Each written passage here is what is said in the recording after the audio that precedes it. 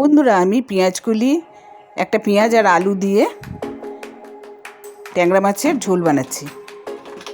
পেঁয়াজকলি লম্বা লম্বা করে কেটে নিয়েছি, আলু লম্বা করে কেটে নিয়েছি, আর একটা ছোটো পেঁয়াজ কেটে নিয়েছি।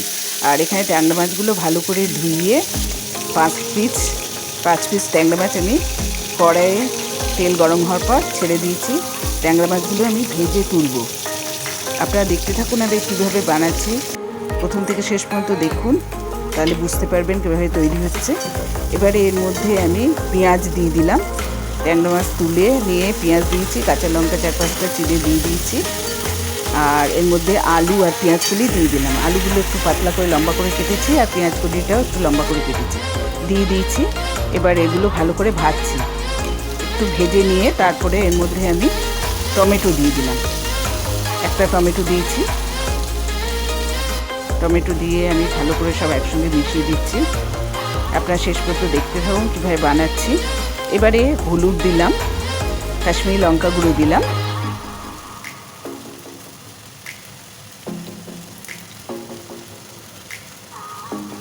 আর ভাজা মশলা দিলাম। ভাজা মশলা বলতে এখানে গোটা জিরে, গোটা ধনে, মৌরি, শুকনো লঙ্কা, তেজপাতা শুকনো খোলায় ভেজে আমি ওইটা দিয়েছি। আর এখানে স্বাদ মতো নুন দিয়ে দিলাম।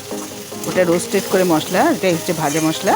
স্বাদ মতো নুন দিয়ে আমি ভালো করে সব মিশিয়ে নিচ্ছি মশলাগুলো একসঙ্গে সবজির সঙ্গে। দেখুন লাল লাল করে ভাজা হয়ে গেছে। অবশ্যই আপনারা এভাবে করে আমাকে কমেন্টে লিখে জানাবেন কীরকম লাগলো। এটা খুবই টেস্টি হয়, খুবই ভালো লাগে খেতে। এভাবে বানিয়ে গরম ভাতে খেয়ে দেখবেন।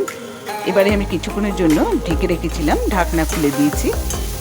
ঢাকনা খুলে দেখুন লাল লাল কত সুন্দর রঙটা হয়েছে। এবারে আমি পরিমাণ মতো ওর মধ্যে জল দিয়ে দিলাম। ব্যাস তৈরি হয়ে গেল আমার। আর কিছুই না, খুবই সামান্য মশলা তৈরি হয়েছে। খালি ভাজা মশলাই এটাতে দিয়েছি, আর কোনো মশলা পড়েনি। আর হলুদ, নুন, কাশ্মীরি লঙ্কা গুঁড়ো, ব্যাস এইটুকু মশলা দিয়ে আমার সবজি দিয়ে পেঁয়াজকলি আলু দিয়ে ট্যাংরা মাছের ঝোল তৈরি হয়ে গেল। এবার জলটা ফুটে উঠলে এবার আমি কিছুক্ষণের জন্য ঢেকে দিলাম। আর জলটা ফুটে উঠেছে, ঢাকনা খুলে দিয়েছি। খুলে এর মধ্যে আমি যে ট্যাংরা মাছ ভেজে রেখেছিলাম এটা দিয়ে দিলাম। দিয়ে দেখুন আমার সবজি তৈরি হয়ে গেছে। অবশ্যই আপনারা আমার আরও নতুন রেসিপি পেতে হলে সাবস্ক্রাইব করবেন, লাইক শেয়ার করবেন। আমার ট্যাংরা মাছের ঝোল তৈরি হয়ে গেছে।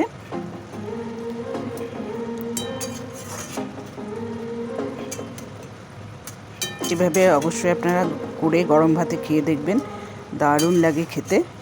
কিরকম সুন্দর রঙটা হয়েছে, লাল লাল। এবার এর মধ্যে আমি কিছুটা ধনেপাতা কেটে রেখেছিলাম, ধনেপাতা ধুয়ে কেটে রেখেছিলাম। এবার ওই ধনেপাতাটা মাছের ঝোলের মধ্যে দিয়ে দিলাম। আমার ট্যাংরা মাছের ঝোল তৈরি হয়ে গেছে।